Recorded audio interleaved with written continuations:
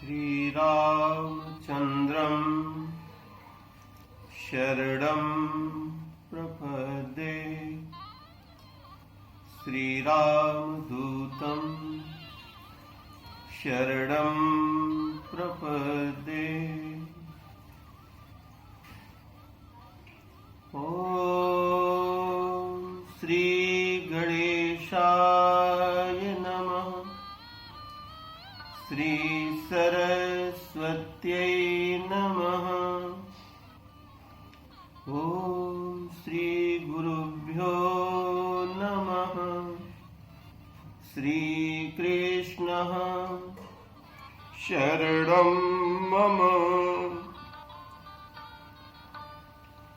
श्री जानकी वल्लभो विजयते। श्री गुरुचरण सरोज रज निज मन मुकुर सुधार। वरनौ रघुबर बिमल जस जो दायक फल चार। सियावर रामचंद्र की जय। पवन सुत हनुमान की जय। उमापति महादेव की जय। बोलो भाई सब संतन की जय। गौ माता की जय हो। गीता मैया की जय हो। गंगा मैया की जय हो। भारत के संतों की जय हो। भारत के तीर्थों की जय हो। भारत के सैनिकों की जय हो। भारत के शहीदों की जय हो। भारत माता की जय हो। कलि पावना अवतार गोस्वामी तुलसीदास जी महाराज ने मानस सत्संगत की महिमा, मानस सत्संग का स्वरूप बड़ा सुंदर प्रस्तुत किया है।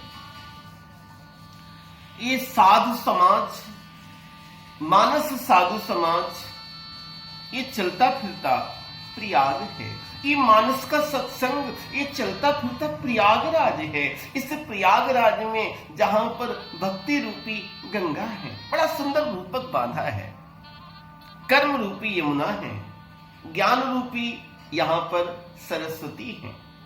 ये साधु समाज के द्वारा अलग अलग रुचि के आधार पर जो भक्ति की रुचि का व्यक्ति है उसको भक्ति के माध्यम से, ज्ञान की रुचि को ज्ञान के माध्यम से, और कर्म की रुचि वाले व्यक्ति को कर्म के माध्यम से ये साधु समाज प्रयाग प्रसाद वितरण कर रहा है। गोस्वामी जी महाराज कहते हैं, साधु की महिमा का वर्णन हमारी तो क्या गिनती है। विधि हरि हर कवि को वेद बानी।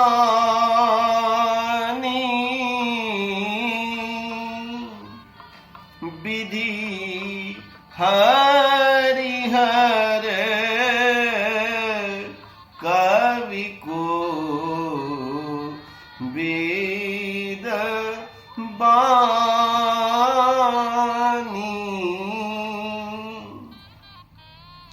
कहत साधु महिमा सकुचानी। विधि हरिहर कवि को विद्वानी। विधि हरि हर कवि और विद्वान, ये पांच के पांचों बड़े सक्षम हैं। विधि हरिहर कवि कोविद, ये बड़े सक्षम हैं भावों को व्यक्त करने में, लेकिन ऐसे भावों को प्रस्तुत करने की सामर्थ्य रखने वाले व्यक्ति ही ऐसे भावों को प्रस्तुत करने का बड़ा कलात्मक ज्ञान रखने वाले महापुरुष भी जब साधु की महिमा का वर्णन आया तो गोस्वामी जी कहते हैं, कहत साधु महिमा सकुचानी। साधु की महिमा का वर्णन करने में ये महापुरुष संकोच का अनुभव करते हैं। कहां तो विधि हरिहर कवि और कोविद जब ये साधु की महिमा का वर्णन नहीं कर पा रहे हैं, फिर मेरे जैसा जीव, मेरे जैसा एक व्यक्ति वो वर्णन करे तो वो तो वही बड़ा सुंदर रूपक बांधा है, अहंकार शून्य व्यक्तित्व का रूपक है वो, इगोलेस पोजीशन जिसमें अहम की शून्यता हो गई है। सोमोसन कही जात न कैसे, वो मेरे द्वारा कैसे कहा जा सकता है, क्योंकि साकु बनीक मनी गुने गन जैसे। जैसे कोई सब्जी बेचने वाले से, साग भाजी बेचने वाले से कोई मनियों के गुणों की चर्चा करे तो क्या कह सकता है। ये साधु समाज, ये चलता फिरता साधु समाज प्रयाग है। ये साधु समाज प्रयाग, इसके संपर्क में जो आ गया उसका जीवन धन्य हो गया। गोस्वामी जी महाराज ने कुछ प्रमाण भी दिए हैं। वाल्मीकि ये साधु समाज रूपी प्रयाग जिनको संपर्क हुआ, इस सत्य का जिनको संग प्राप्त हुआ। सत्संग का अर्थ है सत धन संग, जिसे सत्य का संग प्राप्त हो जाए। एक मुझे श्लोक याद आता है, जाड्यम धियो हरति सिंचति वाच सत्यम मानोन्नदिशत पापम पह करोति चेतः प्रसादयति दीक्षतनोति कीर्तिम सत्संगति कथई किम न करोति पुंसाम। सत्संग क्या नहीं कर सकता है। सत्संगति दुर्लभ संसारा निमिषी दंड भरी एकहु बारा। एक घड़ी आधी घड़ी ओ आधिव में पुनियाध तुलसी संगति साधु की हरहि कोटि अपराध। सर्व धर्मान परित्यज्य मामेकं शरणं व्रज अहं त्वः सर्व पापेभ्यो मोक्षयिष्यामि मा शुचः। अर्जुन, तू सब कुछ छोड़ करके एकमात्र मेरी शरण में आ जा। सत्य का संग पल भर को मिल जाए तो जीवन धन्य हो जाता है। क्रमशः वाल्मीकि का नाम बताया, नारद जी का नाम बताया और घट जोनी अगस्त मुनि की चर्चा की। इस सत्संग में भक्ति रूपी गंगा बहती है। सत्संग को एक साधु समाज प्रयाग को एक प्रयाग से उपमा दी गई। तो प्रयाग में तो गंगा बहती है, यमुना है, मां सरस्वती हैं और अक्षय वट हैं, वेणी माधव हैं और परिक्रमा है। गोस्वामी जी कहते हैं ये साधु समाज में भी ये सब कुछ विद्यमान है। प्रयागराज में भक्ति रूपी गंगा है तो साधु समाज के पास में भक्ति की धारा बह रही है। प्रयागराज में गंगा है तो साधु के पास में भक्ति रूपी गंगा है। रामो भगति जहाँ सुर सरी धारा, जहां पर भक्ति रूपी गंगा है। भक्ति, इस भक्ति की पराकाष्ठा का नाम प्रेम है। इस प्रेम तत्व रूपी गंगा में जिसने गोता लगा लिया है, इस प्रेम रूपी गंगा में जिसने गोता लगा लिया है, उसका जीवन धन्य हो गया। ये रसनो स्वाद के शंकर जाने, के जाने सुख जोगी रे, कई एक जाने ब्रजनी रे बनिता, के नरसैया भोगी रे। ये सत्संग का स्वरूप। बिने सत्संग विवेक न होई, राम कृपा बिनु सुलभ न सोई। ये राम की कृपा के बिना सत्संग सुलभ नहीं है। राम की जब कृपा हो जाती है, श्रीमद् भागवत में श्लोक आता है, जन्मांतरे भवेत पुण्यम तदा भागवतम लभेत। जब कई जन्म के पुण्यों का उदय होता है तो भगवान का सत्संग व्यक्ति को प्राप्त हो जाता है। चिंतामणिर लोक सुखम पदम पुराण, सुरद्रुः स्वर्ग संप्रदम, प्रियक्षति गुरु प्रीतो वैकुंठम योगी दुर्लभम। गुरु प्रसन्न हो जाएं पारस में और गुरु में यही अंतरो जान, वे लोहा सोना करें, गुरु करें आप समान। गुरु उसको अपने समान बना देते हैं। जहां पर भक्ति रूपी गंगा है, राम भगति जहां सुर सरिधारा। साधु समाज इसके माध्यम से जनमानस को भक्ति रूपी गंगा प्राप्त हो रही हैं। सरसई ब्रह्म विचार प्रचारा, और ब्रह्म विद्या का प्रचार प्रसार जो है वो मां सरस्वती हैं, और कर्म रूपी जहां पर मां यमुना है। कर्म रूपी क्या करें क्या ना करें, क्या उचित है क्या अनुचित है? राम भक्ति रूपी गंगा में जिसने गोता लगा लिया है उसका जीवन धन्य हो गया। जिसने ज्ञान रूपी सरस्वती में गोता लगाया, जिसने ब्रह्म विद्या में गोता लगाया, ऐसा ब्राह्मी स्थिति पार्थ नयनाम प्राप्य विमुहति, वो भी पार चला गया। ये तीन मार्ग हैं जीवन से लक्ष्य तक जाने के लिए।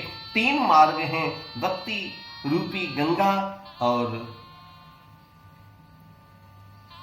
कर्म रूपी यमुना। आइए मूल पाठ देखते हुए।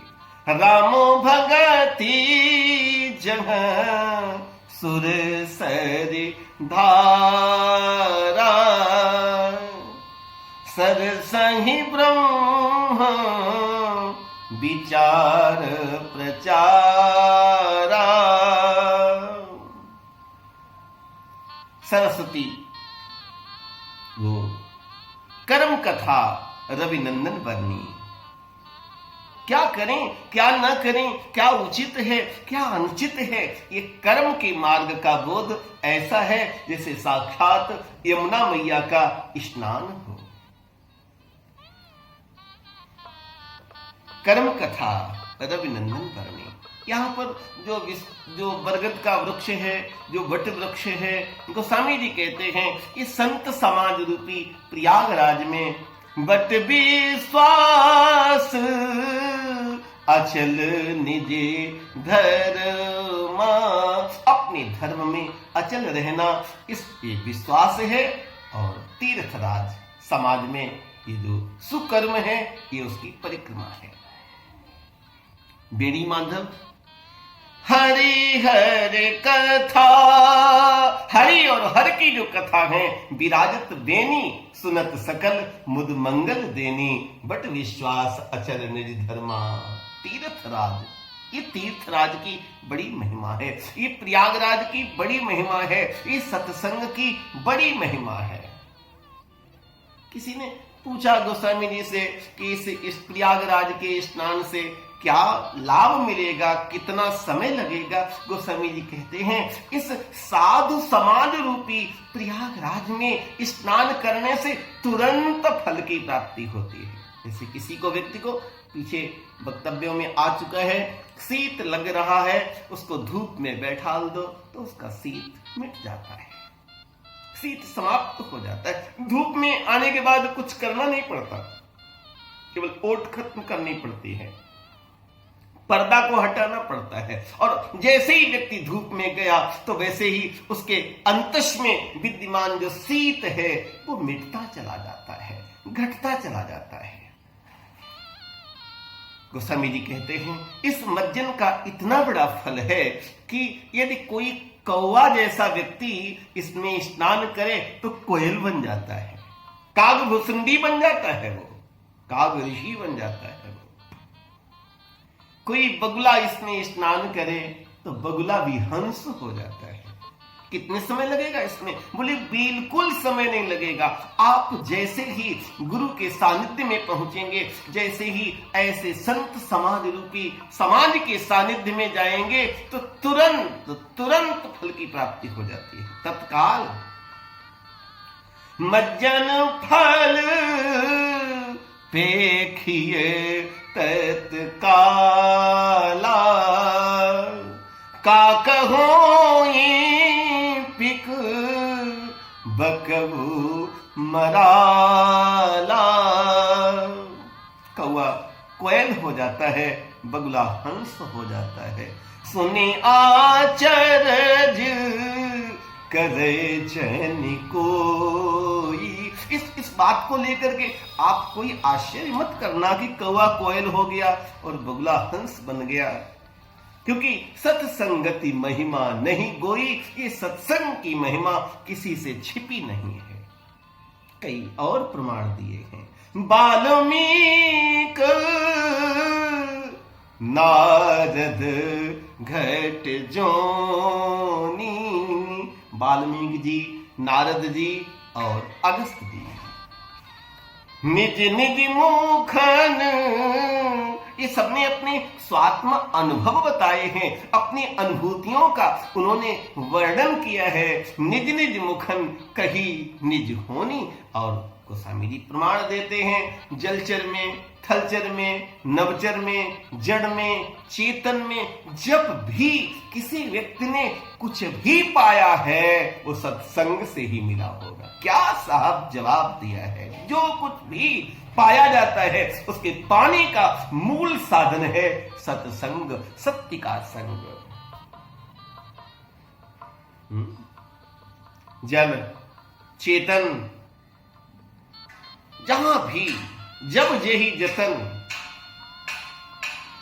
जल चर थल चर नभ चर नाना, जे जड़ चेतन जीव जहाना, मति की रति गति भूति भलाई, जब जेहि जतन और जहां जेहि पाई, सो जानहु सत्संग प्रभावु, लोकहु वेद न आन उपाऊ, बिन सत्संग विवेक न होई।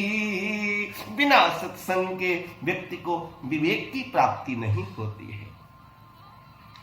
साधु महिमा, अगर पूरे मानस के सातों कांडों में इस साधु महिमा का अध्ययन करें तो उसमें जो बाल कांड है, ऐसा लगता है कि 7 कांड इस साधु महिमा के 7 सोपान हैं।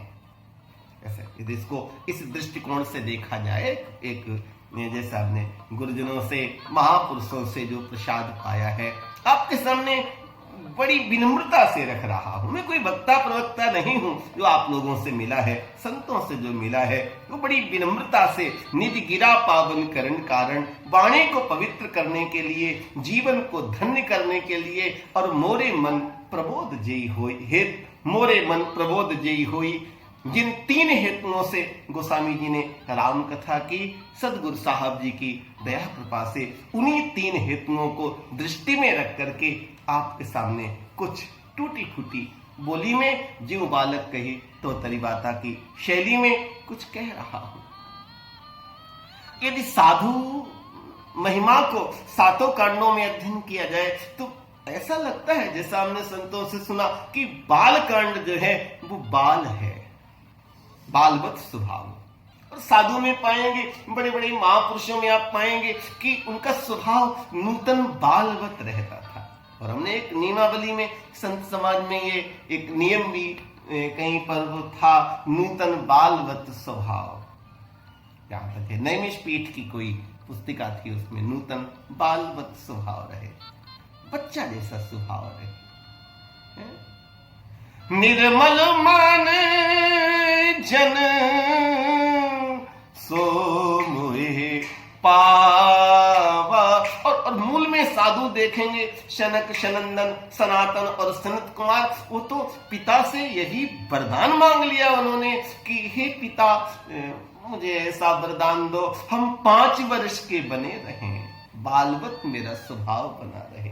वो तो ब्रह्मा जी कर सकते थे और ब्रह्मा जी ने कर दिया। देखत बालक बहुकालीना, नारद जी का उनके साथ सत्संग होता है, पद्म पुराण में कथा। आप लोगों ने श्रीमद् भागवत के महात्मा में ये कथाएं सुनी है।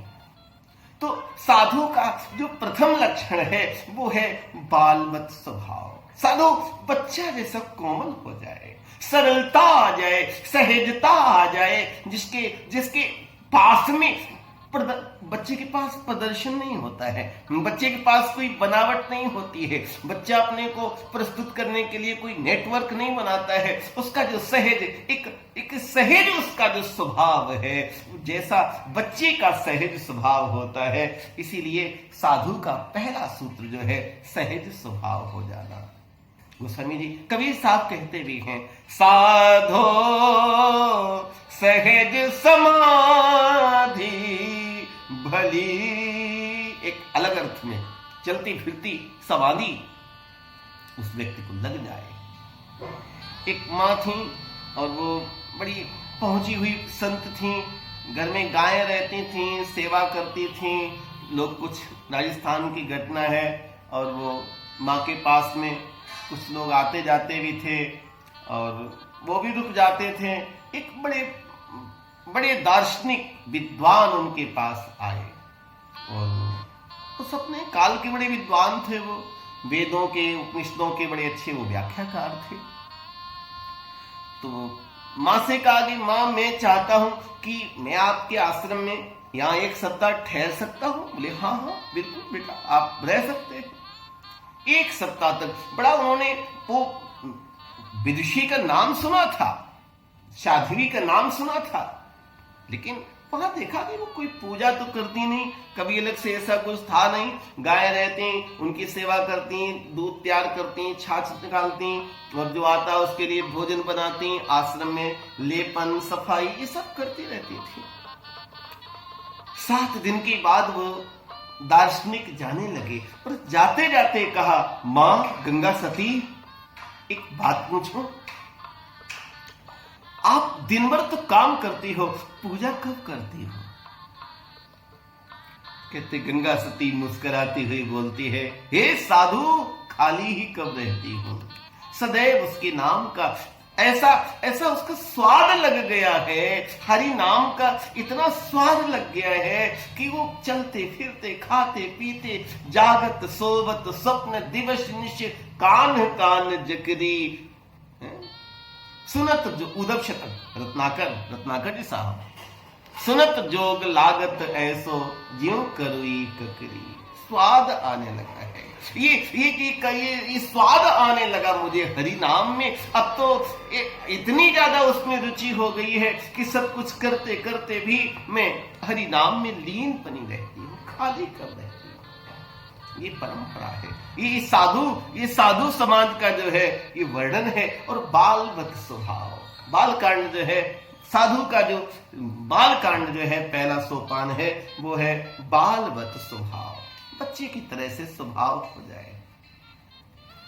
इसके बाद में अयोध्या कांड कहता है अचल अवस्था पैदा हो जाए। अयोध्या कांड तो अगर वृक्ष के रूप में देखते हैं राम कथा को तो बाल कांड जड़ें हैं।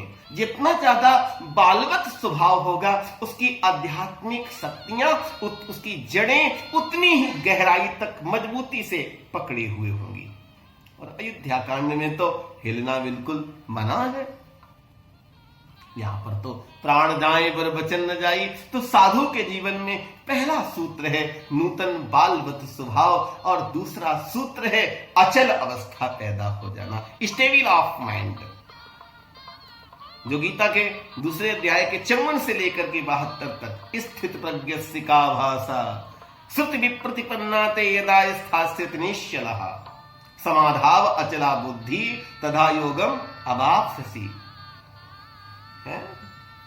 तरह तरह की बातों को सुनने से जब बुद्धि एक जगह पर एक अचल हो जाएगी, ठहर जाएगी, विचलित होने वाली बुद्धि, तो उसमें व्यक्ति स्थित प्रज्ञ हो जाएगा, स्टेबल ऑफ माइंड हो जाएगा। स्थित प्रज्ञस्य का भाषा समाधिस्थस्य केशव स्थितिः किम प्रभाषेत किमासीत व्रजेत किम प्रजहात यदा कामान सर्वान पार्थ मनोगतान आत्मन्येवात्मनः तुष्टः स्थित प्रज्ञस्तदोच्यते। अरण्य कांड है साधु के जीवन का वैराग्य। सब कुछ होते हुए भी सब कुछ कब छोड़ना पड़ जाए साधु को इसकी परवाह नहीं होती है। उसके जीवन में सहज वैराग्य हो, नूतन बालवत स्वभाव हो, बालकांड कहता है, अयोध्या कांड कहता है, उसके अंदर स्थित प्रज्ञता हो, और अरण्य कांड का जो सोपान है उसके जीवन में सहज वैराग्य हो, सहज वैराग्य। भगवान श्री राम को देखेंगे तो भगवान श्री राम प्रसन्नताम या न गता अभिषेकस्तथा न ममले वनवास दुखता। अरण्य कांड। किष्किंधा कांड में भी साधु महिमा का वर्णन है, और यहाँ पर तो हनुमान जी और राम जी का आप जानते हैं कि मिलन होता है। ये किष्किंधा कांड भी जो है एक ऐसा सहज यहाँ पर कांड है कि यहाँ पर कृपा से भरा हुआ है कांड, तो उपकारों से भरा हुआ कांड है। तो साधु का जीवन नूतन बालवत होता है, साधु का जीवन अपने अचल अवस्था को पा लेता है, साधु का जीवन वैराग्य से, सहज वैराग्य से ओतप्रोत होता है। लेकिन इतना होने पर भी वो उपकार करता रहता है। तुम उपकार सुग्रीव ही कीना राम मिलाई। साधु केवल राजपद नहीं देता है, साधु पहले राम को मिलाता है और बाद में राज भी मिलवा देता है। राम मिलाए राजपद दीना, यहां पर कृपा की गई। साधु का एक सोपान है, उसका जीवन कृपा से भरा होता है, स्वयं बालवत रहता है, अचल अवस्था पा लेता है, सहज वैरागी होता है, लेकिन साधु सहज उपकारी भी होता है। सुंदरकांड में विभीषण जी हनुमान जी का मिलन होता है, वहां पर साधु संत सज्जन साधु ते होए न कारज हानि। लंका कांड का एक सूत्र स्पष्ट लगता है कि साधु का अर्थ है वो किसी की कभी हानि कर ही नहीं सकता है, उसके द्वारा किसी की हानि होगी ही नहीं, क्योंकि यहाँ किसको पत्थर मारे कौन पराया है, किसकी हानि वो करेगा। सब में परमात्मा को देखते देखते, सब में हरि को देखते देखते उसका जीवन साधु ते होए न कारज हानि। सुंदरकांड। और लंका कांड में तो आप जानते हैं साधु जो है सत और असत के वर्ण के रूप में है। यहां पर साधु रूपी हनुमान को आप देखेंगे तो सत्य का बोध हो गया, चरण हरि के चरण पकड़ लिए उन्होंने, विभीषण को बोध हो गया, अंगद को बोध हो गया। और गोस्वामी जी लंका कांड की बड़ी सुंदर झलक देते हैं कि जीवन एक लंका कांड की तरह से है। तो साधु को चाहिए वैराग्य भाव से रहे, लेकिन केवल वैराग्य भाव से रह लेने में भी ये जो आसुरी तत्व हैं, ये जो आसुरी संपत्तियां हैं, ये व्यक्ति को कहीं न कहीं पर भ्रमित कर सकती हैं। इसीलिए बड़ भागी अंगद हनुमाना चरण कमल चापहि विधि नाना, चरण कमल चापहि विधि नाना। हरि के चरण पकड़ लें, गुरुदेव के चरण पकड़ लें। लंका कांड शरणागति, जहां पर शरणागति का भाव दर्शाया गया है। हरि के चरण पकड़ पकड़ करके इस लंका कांड को जो है साधु महिमा का एक विकास कांड और उत्तर कांड तो सब कुछ का उत्तर है। यदि इसको गीता के दृष्टिकोण से देखेंगे तो गीता में भी जो साधु समाज प्रयाग है, जहां पर कर्म, ज्ञान और भक्ति का वर्णन है, तो गीता में भी क्रम जो है कर्म, भक्ति और ज्ञान है। एक अध्याय से लेकर के 6 अध्याय तक प्रधान रूप से, जैसा हमने संतों से सुना, यहां पर कर्म का मुख्य रूप से वर्णन है। विषाद से इसकी यात्रा प्रारंभ होती है और आत्म संयम तक यात्रा जाती है। ये कर्म कांड का, ये कर्म योगी, कर्म रूपी यहां पर यमुना है। क्या करें क्या ना करें, कर्मणो ह्यापि बोधव्यम, बोधव्यम च विकर्मणः, अकर्मणस्य बोधव्यम गहीनः कर्मणो गतिः, कर्मण्य अकर्मया पश्येद, अकर्मण्य च कर्मया सबुद्धिमान मनुष्येषु संयुक्तः कृष्ण अकर्म कत। 1 से लेकर 6 अध्याय तक इसकी यात्रा विषाद से प्रारंभ होकर आत्म संयम तक जाती है। यह है कर्म रूपी यमुना। 7वें अध्याय से लेकर के और 12 तक ज्ञान विज्ञान योग से प्रारंभ होकर के और भक्ति योग तक की ये यात्रा है। ये है भक्ति रूपी गंगा। और 13वें अध्याय में क्षेत्र क्षेत्रज्ञ विभाग योग से प्रारंभ होकर के मोक्ष संन्यास योग तक की यात्रा, ये है ज्ञान रूपी सरस्वती। और यहां पर जो है विश्वास है श्री हरि के चरण में, करिष्ये वचनम तब, ये बट रूपी विश्वास का वृक्ष है। ये जो चलता फिरता प्रयागराज है, संत समाज रूपी चलता फिरता प्रयागराज है। गोस्वामी जी कहते हैं, सब ही सुलभ सब दिन सब देसा, सेवत सादर समन कलेसा। इसका सेवन करने से क्लेशों का समन होता है। आज की कथा का ये पुष्प, जिसमें मानस सत्संग महिमा का वर्णन किया गया है, चलता फिरता साधु समाज रूपी प्रयाग है। आज की कथा का ये पुष्प यहीं पर समस्त गुरुदेव साहब जी महाराज के चरणों में सादर समर्पित करते हुए आप सबको प्रणाम। जय सिया राम, जय भारत माता।